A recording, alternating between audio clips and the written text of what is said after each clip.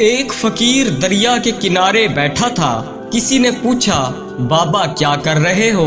फकीर ने कहा, इंतजार कर रहा हूँ कि मुकम्मल दरिया बह जाए तो पार करूँ। इस आदमी ने कहा, कैसी बात करते हो बाबा, मुकम्मल पानी बहने के इंतजार में तो तुम कभी दरिया पार ही नहीं कर पाओगे।